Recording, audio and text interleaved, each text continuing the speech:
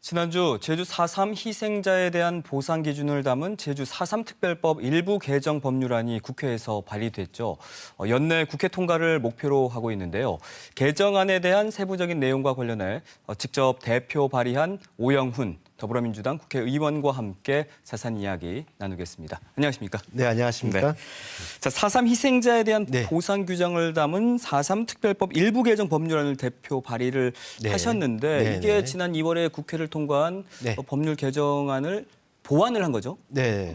당시 2월 국회 통과 당시에는 4.3 희생자에 대한 위자료 지급 등의 근거 규정을 담은 법률이라고 하면 이번에는 그 위자료의 성격을 국가 책임을 명확히 하는 보상금이라는 정의 조항을 분명하게 좀 내렸고요.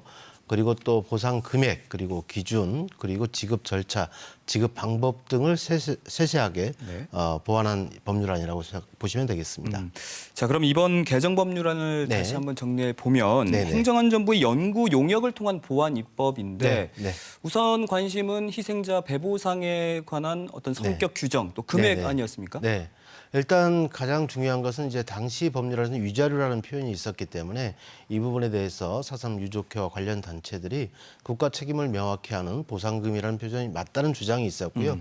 용역진에서도 이 문제에 대한 검토를 했고, 그리고 타 법률의 사례, 그다음에 외국의 사례 등을 좀 종합적으로 검토해서 보상금이라는 표현으로 쓰는 것이 맞다라는 네.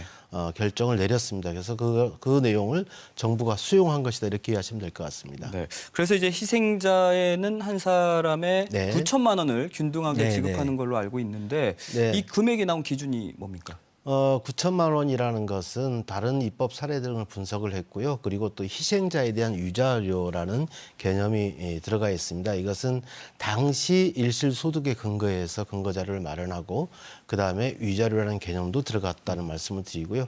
그리고 또한 향후 이것은 제주 4.3법에만 적용되는 것이 아니라 한국전쟁 전후 민간인 희생 사건에 대해서도 일괄해서 적용해야 되기 때문에 그리고 또 인원이 많은 점 등이 고려됐다 이렇게 말씀드릴 수 있습니다. 지금 말하는 희생자는 어쨌든 사망과 그 사망과 행방불명인을 희생자인 포함하는 거고 그리고 표현이라고 볼수 있습니다. 후유장애인이라든지 또 후유장애 지금 일단 희생자에 대해서는 즉 사망하시거나 행방불명 대신 희생자에 대해서는 한 분당 9천만 원의 보상금을 지급하기로 한 것이고요.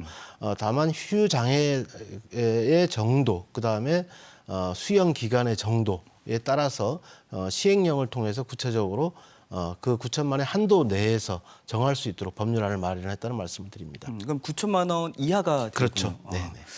근데 당초에 네. 그 유족회에서는 수용인과 네. 또 그 유족들의 나이를 고려해서 네네. 그 보상금 지급 기준을 3년으로 요구한 걸로 알고 있습니다. 근데 이번 개정안을 보니까 5년으로 돼 있더라고요. 지금 5년으로 특정되어져 있는 것은 아니고요. 지금 다만 저희가 이번에 이제 새롭게 도입한 그 제도가 이자를 감안해서 달라는 거예요. 예를 들어서 1년 후에 받으실 분이 있고 2년 후에 받으실 분, 3년 후에 받으실 분들이 계실 수 있는데 한꺼번에 다 일괄 지급을 하지 못하기 때문에 그렇게 되면 화폐 가치가 달라질 수 있다는 판단을 했고요. 그러면 화폐 가치를 균등하기 위해서 그럼 추가로 발생하는 이자에 대해서는 추가 이자를 지급해 드리는 것이 맞다라고 판단하고 있습니다. 그러면 국가 차원에서는 재정 여건이 되면 그거를 이자 부담을 계속 가져갈 수는 없는 거기 때문에 재정 여건이 되면 2년 안에 할 수도 있는 것이고요. 3년 안에 할 수도 있다. 이런 말씀드립니다. 네. 또 개정안을 네. 보면 네. 그 상속권자 그러니까 네네. 보상 청구권자 대상을 네네. 5촌으로까지 확대했더라고요. 네, 일단은 지금 유족이 없는 경우, 그리고 반계 혈족의 사촌 이내라는 것은 민법상에서 보상의 원칙을 사촌 이내 반계 혈족으로 정하고 있는데요. 네. 그런 유족이 안 계시고 또 재산과 무덤을 관리해 오는 분들이 계십니다. 그래서 그분들이 또 유족이 되고 그럴 수가 있는데요. 그분들까지도 보상금을 지급받을 수 있도록 조금 더 확장하고 있다. 그렇게 이해하시면 될 것 같습니다. 네. 그래서 이와 관련해서 제주도에서도 어떤 4.3의 역사적 특수성을 고려를 네. 해서 네. 희생자 가족관계 등록부 정정 대상을 확대하는 걸 이제 정부와 또 네. 법원과 이제 네. 협의가 네, 있어야 지금 될것 현재도 같은데. 좀 예. 진행이 되고 있고요. 또 21조에 또 관련 조항이 들어가 있는 게 혼인 신고의 특례 조항이라든가 또 인지 청구의 특례와 관련된 내용들이 들어가 있습니다. 그래서 지금 현행 민법상에서는 적용받을 수 없는 가족관계 등록부인데 4.3 당시 희생자와 관련된 가족관계 문제에 대해서는 좀 더 손쉽게 정정할 수 있는 근거 규정을 마련했다 이렇게 이해하시면 될 것 같습니다. 그럼 좀 쉽게 이뤄질 걸로 보고 계십니까? 일단은 지금 정부 아니기 때문에 정부에서는 부처간 합의가 끝난 상황이기 때문에 저는 받아들일 수 있다고 보여지고요. 물론 더 디테일한 부분에 대해서는 향후 용역을 통해서 구체적인 방안을 마련할 수도 있다고 생각합니다. 네. 또 유족이 없는 희생자 3,500여 명에 대한 네네. 보상금 같은 경우에는 뭐 어떤 추모 사업이라든지 네네. 또 공동체 회복을 위해 쓴다라고 네, 이렇게 이 되어 부분에 있더라고요. 대해서도 네. 좀 계속 논란이 되어 왔던 부분이고요. 제가 이번에 발의를 하면서 행정안전부에 이제 강력하게 요청했던 내용 중에 하나입니다. 유족이 없다는 이유로 그 희생자에 대해서 보상을 하지 않는다. 최소한의 국가의 의무를 다하지 않는다는 것은 그 희생자들을 제대로 유임하는 것이 안 된다는 판단을 했고요. 또 그리고 그 희생자와 국가 간의 화해가 성립하지 않는다는 주장을 할 수 있기 때문에 네. 공동체적 보상의 형식으로 그 관련 조항을 넣었다는 말씀을 드립니다.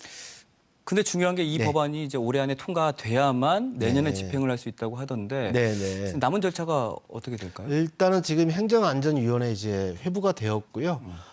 여야 간사 합의가 있게 되면 우선 심사를 할 수 있는 여건이 형성이 됩니다. 그래서 여야 간사 합의가 될 수 있도록 노력하는 것이 우선 중요하고요. 그러면 11월 달에 개최될 예정인 행정안전위원회 법안심사소위원회에서 논의가 되어지고 그리고 그 이후에 전체회의 그리고 법제사법위원회 심의 그다음에 본회의 이 절차를 감안한다면 12월까지면 일정상 가능하지 않겠나 생각을 하고 달이면. 있습니다. 왜냐하면 일단은 정부 부처 간의 조율을 끝낸 상황이기 때문에 어떤 금액을 놓거나 아니면 구체적인 지급 방법을 놓고 정부와 의견을 달리할 상황은 아니기 때문에 여야 합의가 이루어진다면 금년 내 처리도 불가능한 건 아니다 이런 말씀입니다. 근데 그게 제가 또 네. 걱정스러운 부분인데 네, 국회에서 여야 합의 과정에 또 지난 2월처럼 네, 네. 난항을 겪으면 어떨까 좀 걱정이 돼요. 어쨌든 예, 물론 걱정이 됩니다. 근데 당시 이제 2월 달에는 여러 가지 이제 논의가 있었고 논쟁이 있었지만 그래도 여야 합의 처리가 됐었기 때문에 그 합의 처리 정신에 기초해서 이번 법안도 합의 처리돼야 한다 이런 생각을 갖고 있고요. 다만 지금 현재 야당이 이제 특검을 요구하면서 의사일정에 합의해주고 있지 않은 점이 한 가지 걱정거리라는 점을 말씀드립니다. 네. 그럼 어떻게 그 부분은 좀 그럼 뭐 여야 지도부가 특히 뭐 정기국회고 또 2022년도 정부 예산을 통과시켜야 되는 이런 상황들이 있기 때문에 회의는 열릴 수밖에 없다 이렇게 생각하고 있습니다. 알겠습니다. 이제 법안 통과에 아무쪼록 많은 힘 부탁드리고요. 네. 정말 희생자와 유족들이 환호하는 그날을 기대해 보겠습니다. 오늘 출연 고맙습니다. 네, 감사합니다. 자, 내일은 오임종 4.3 희생자 유족회장과 이번 법안과 관련한 입장과 또 앞으로의 바람을 들어보는 시간 마련하겠습니다. 내일도 시청자 여러분들의 많은 관심 부탁드리겠습니다.